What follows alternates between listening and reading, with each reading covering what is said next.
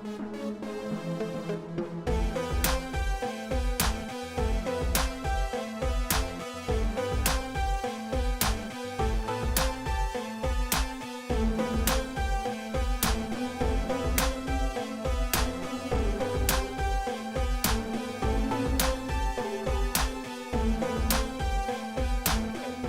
everybody.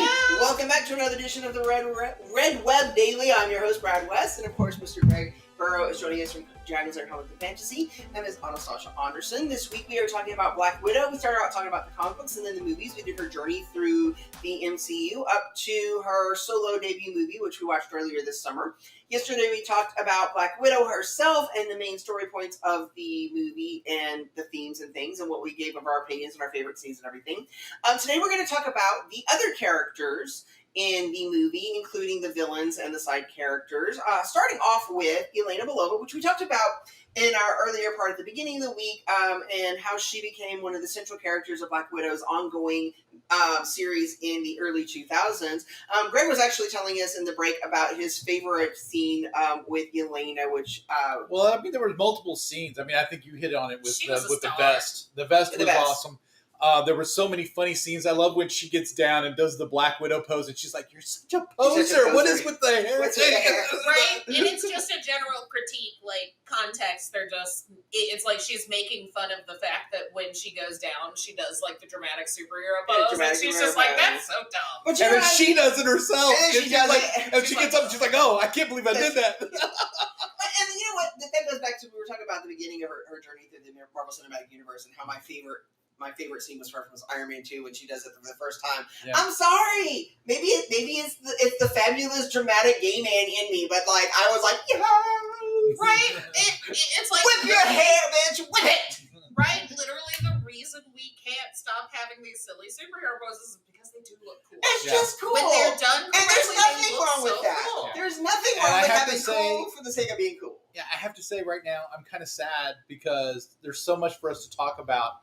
And this is the last one that we're going to be doing on Black Widow for this week. So we're wrapping things up with this. We're trying our best, guys. And we still want you to watch the movie, obviously. I just have to say, Scarlett Johansson, thank you so much for being Black Widow and for doing such an amazing job for the past, 10 years, 11 years? She did fantastic.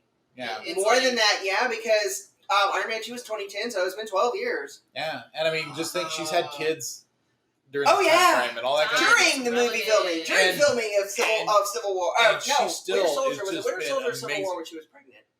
I think it was Winter Soldier. Winter Soldier, but there was like scenes where like they have like if you actually go and watch, you can actually see some of the scenes where they got her like strategically placed. They pulled a Felicia Rashad on her and like they hid the bump in a lot of stuff. Yeah. But, it's like, but now we're going to get into. It's like we did pretty good. Not going into the super deep spoilers. Yeah. Literally, if you made it past episode 4, we are actually in deep spoilers now. We had deep spoilers in the last one. Yeah. Now we're going to be talking about like side characters and we're talking about side character twists. Now Yelena, of course, we talked about in the comic books, and she was the blonde Black Widow, and she even took over as Black Widow in the comic books, kind of, sort of, for a while. So, well, what I loved about it was that each of these characters had their own character arc, and there was character growth with all of them. I don't know. I didn't feel like Rachel Weisz's character. Oh, she had a lot of character growth. She did. She sort of. It's like she did. The problem is, and this is a thing we will eventually talk about with Taskmaster. Actually, when people were theorizing like who would be Taskmaster, most people said, "Oh, it's probably Rachel Weisz." Mm-hmm. And honestly, when I think about it, even though I'm perfectly fine with this Taskmaster, that would have been an interesting arc to the end of her character. And you know, and even up until they actually, and no spoilers, we're actually not going to spoil who the actual Taskmaster is. That we'll leave that one for y'all to watch. But even up until they I loved it. I loved the Taskmaster. We can't tell you who it's not, and even up until that point, it's not Rachel Weisz. It's not Rachel Weisz, and I almost kind of was hoping it was with you too. But I loved like whenever they did certain moves, it was like, oh, that's iconic Spider-Man. Oh, that's iconic.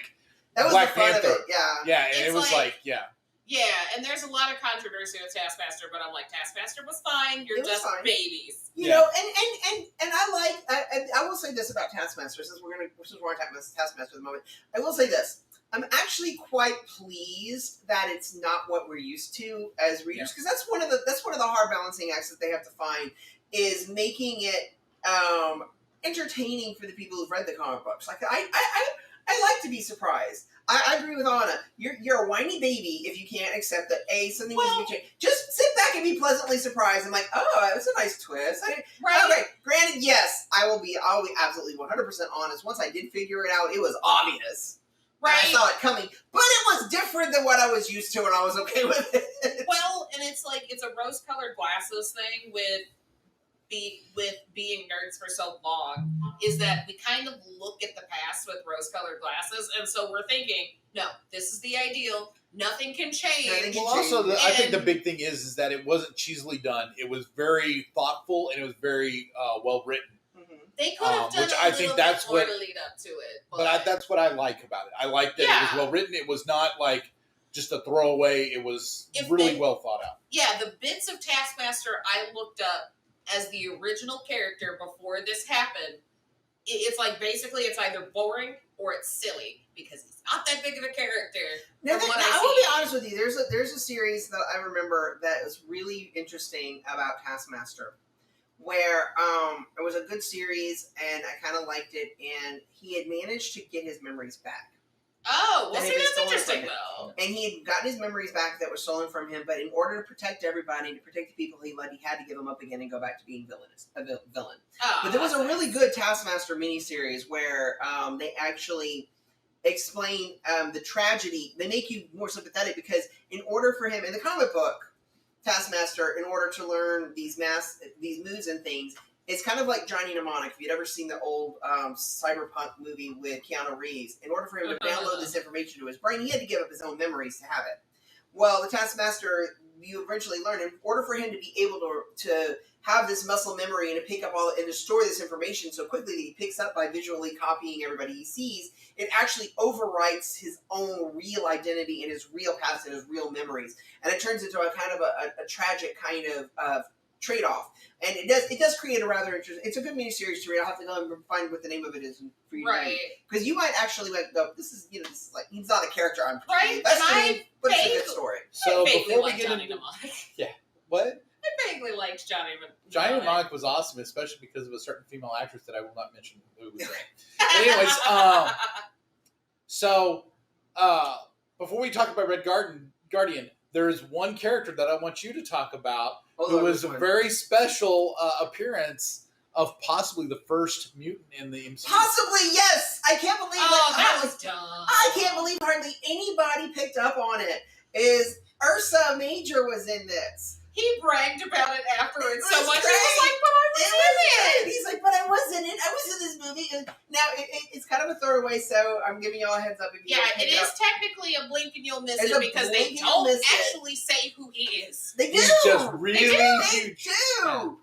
They actually it's a scene in the prison where do they say it in the credits or does they actually say his name in the scene? Alexei the Red Guardian is in prison. He's in Siberian prison where they've been hiding him out, and he's sitting down and he actually is wrestling with him, and somebody says that guy's a bear. That's the first line. Hold on. But then at the end when he defeats him, he's like, it's okay, Ursa. You'll be okay. And I'm like, oh my God, it's Ursa Major. So, for those you don't know, Ursa Major is actually on the Red Guard. He's on the Winter Guard. Winter Guard is the name of the Soviet Avengers.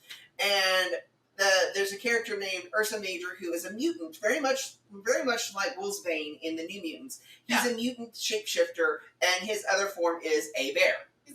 He's a bear, because bears are kind of like a And he was huge in this film. And he was huge. And they had this big, huge bear of a man play him, and it was really amusing because he later on goes, haha, I was the first mutant in Marvel Cinematic Universe. Oh my God, and I guess it was kind of true. Technically, actually kind of true. It was so precious, like seeing all the like headlines of him being like, "But I was the first mutant. I was here, Yeah. Well, and they even released this Iron Man action figure set in connection and along with it, and it's like the Build-A-Figure is Ursa Major, and it also has Red Guardian and Dark Star and the other Russian Winter Guard characters. So if you wanted to build Russian Avengers in the action figure set, you could do so. And there's the Ursa Major, but there's there.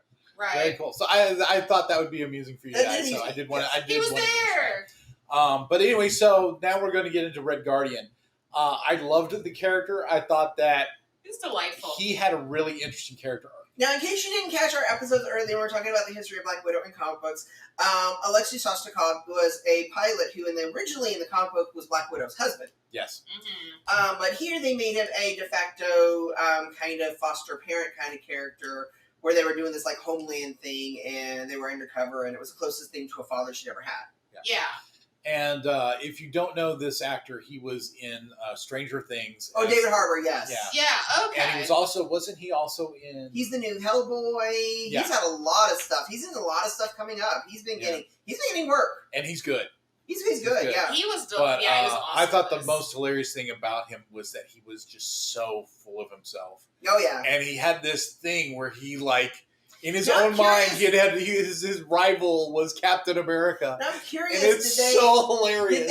Did they go back and digitally edit him skinnier for the flashback part, or did Did they do like with Thor? or did they do with Thor and did he put on the weight to play like the tubby Oh guard, God, I hope. or did they not. put the? I'm like, David stop Harbour- making him gain and lose weight for stuff, or don't let them gain and lose weight for stuff. It Well, stresses me out. the only reason I would think that they actually had him gain the weight is because of the extensive tattoos. It's so hard to do that otherwise. That henna when you're is a bulky mess. like that, just That henna is a mess on the artificial stuff, and so I would think they probably. But then it could have been like I saw the new Bill and Ted recently, finally, and like watching them with the bodysuits and the tattoos and stuff. So it could have been that. true. Yeah. There's ways around it. There's ways around it. It's like, but yeah, he was delightful. I enjoyed his character. It's like, and it was kind of a relief, even though it was a little awkward when we're sitting there. Like, if you came in knowing that was originally like her husband, you're like, oh, this. Yeah, is now weird. the Rachel Weisz character, I have no basis of understanding for. I don't know the We character. I thought We looked. she did an amazing job because I What don't. was she just I made like up? her. She was just made up for the movie, or did she exist in I the have comic no books? idea. She had to have been. Okay. It's like, please tell us if it's not, because I will admit we didn't research this. I one couldn't as find heavily. any. Like I said, I don't have any basis of her. But character. I have to say that I don't think I've seen Rachel Weisz play a character like this before. No. No. Just shows how versatile she is. Yeah, she's never anything. Yeah. I've never really seen. She's never anything where she's plain or demure Rachel or any Weisz kind is, of. Rachel Yeah. Weisz is underrated. Yeah. I she's love her amazing. so much. I love her too. So obviously, loved her performance as well. I wish that there was more of it. I wish that we could actually have either a television show on Disney Plus or another movie where we get to explore these family dynamics with these characters. Now, This one, would have made a really fun miniseries. it would have. It could have. Like I said, it came before even the idea of that model was being tossed around. Yeah. Had they waited another year, it would have probably been a Disney Plus show. And It we would have probably made a would good gotten something. It would have been miniseries. better yet. I don't know if it would have been better. Or it would have been different. There's pros and cons to it. Because I want to see what the reaction is Natasha's death. Right. You know what I'm saying? I mean, which we've they seen sort of do. just one of them, but Just we one. don't get to see. Oh, before we Guardian. get to that final stinger, let's talk about the main bad guy, Dreykov. You That's what I have something really important to say about him, Well, yeah. who he is based off of in the Marvel Comics. Oh yes. So this is one that again, my friend, until my friend Frank pointed it out, I was like, "Whoa, there was a missed opportunity." So spoiler, we already, I can't help it here. Part of his whole shtick is that he's got this pheromone control that controls women, and women are subjugated to him. And it didn't even occur to me that he was more or less the Marvel Cinematic equivalent of a character named the Mandrill. Yeah. The Mandrill is a character, a humanoid baboon, basically, I believe, in Marvel Comics universe, who has a long history of interacting very gross. I don't know what the word is I'm looking for with female characters. Misogynist. He's a misogynistic character who is very just like uncomfortable to be written, and I think he is a creeper. He is a creeper indeed, and his character is used anytime they really want to put some of the female characters. It's kind of. And here's where I completely agree with Frank. And this is actually, he was just putting worse opinions I had on my own already. I don't feel like they committed enough to the creep factor. Yes, I know it's Disney and they couldn't really make this. They sort of did, but the problem is it is still a PG 13 movie that has to appeal to as many people as possible. This movie would have had such a much better impact if they would have actually kind of explained to you where he got the powers of the pheromones from. Right. Like I would have loved to have seen even a throwaway scene where they're up on the evil helicarrier. I forget what they call the new Red Room 2 or whatever. They just call it the Red Room. They call it the Red Room. The evil helicarrier. If they'd have gone by like when they're walking through the halls and then they go through a laboratory where they're experimenting on baboons, that would have done it for me. I would have been like, oh. Boom, manual. Yeah. They could have done that. That wouldn't have cost them anything. It would have made it more interesting. But also, I think one of the things that we got to say, because we're needing to wrap up, but we did research on this, and humans actually do not emit pheromones. Yes, this is a fun fact. Pheromones are bullshit. Not a thing for people. And we were so disappointed. The nerve that she supposedly breaks is an actual nerve, but it is since infancy, it actually starts, deteriorating since birth. So basically, by the time she was an adult, it would have really mattered anyway. It wouldn't have mattered anyway. But yeah, I think that Dreykov could have been a little bit more sinister. He could have been more than a generic one-note villain. I do like that it's interesting that they're following up with like Greg was saying, his favorite scene in Avengers when she's interrogating Loki. If you didn't pick up on this throwback line, it's when Loki is interrogating her and she's talking about having read her ledger, and Loki says, is listing all her crimes, and he mentions Dreykov's daughter, and can you erase that much red? So it's nice for them to come and touch back on at least connective tissue. That's it. That was all the warning you got. That was all the warning you got. Yeah. So there was something. And then finally is the stinger, and if you get up and walk out of that movie, what are you doing? It's a Marvel movie. It's a Marvel 20-something movies later. It's a Marvel movie. And Anna, go ahead and say it. Anna wants to tell us about the stinger. It's like, no, I can't believe I keep memorizing it because no one says it the same each time. It's Contessa Valentina Allegra Della Fontaine. She shows up at the end. Woo-hoo! See? She did. I tried. I promise you, if you try to look this up, nobody says it correctly at the same time. It's like, but basically the end stinger is, which, God bless them, I still had to laugh because the confused lady sitting next to me, she gets to the point where she where Yelena goes to her grave and she's like, what is she, why is she dead? And I'm like, it's been, what? Right. But they don't throw in there like 6 years later or anything, do they? No, I don't remember. No. They just jump to it and you're supposed to know. Yeah, she's like, why is she dead? It's like, but she did, but yeah, Yelena goes to her grave after the thing. And so if you try watching these things in chronological order, that'll throw a wrench in the whole game. Right? It's like, but that scene would have been way more impactful back after Civil War because we would have been like, what? Yeah. It's like, but yeah, basically she's over there, she's mourning her sister, and then Valentina comes up and she's like, hey, you want something to do? Fake crying, alligator stinger, tears. No, the movie should have happened after Civil War. The stinger should have happened after Endgame. Yes. Because that would have been awesome. I would have loved that. I'm still with you. I want to know how they got her from. It's like, did somebody climb down the mountain and collect her body? I mean, or did they just bury an empty grave? I don't know. Imagine it was an empty grave. Yeah, an empty grave. Yeah, something. But right, but it basically all ties into she's standing there. She's like, hey, you need to do a job for me, and she's like, can I do this? Can I mourn my sister in peace? And she's like, no. It's like, but also, I want you to get revenge on the person who killed your sister. Which is Hawkeye. It's like he was fighting to take. I feel like you're twisting it a little bit, just a tiny bit. Nobody talked it. I don't know if he didn't talk about it, but it's still But basically. or basically what's about to happen is they are alluding to the Dark Avengers happening. And in case you hadn't seen the end of Falcon and the Winter Soldier Stinger, Allegra de la Fontaine shows up and recruits John Walker, U.S. agent. Yeah. So yeah, that's basically what's happening. We've got two strings happening. We've got the main continuity. We've got Young Avengers coming up, and then we also have the Dark Avengers coming up on the other side. And eventually it's going to converge into whatever explosion happens at the end of this season.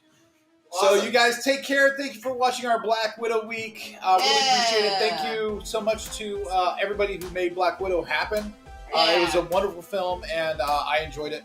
Thanks again to our producers at the Kaiju Labs Media. Make sure you are liking and subscribing, going and checking us out on Facebook, Watch, and YouTube. And continue to watch us. From now on, we're going to be doing some daily content and the occasional live content as well. You can always like, subscribe, share, and watch. Thanks So again. catch us Monday. Monday. Take care, guys.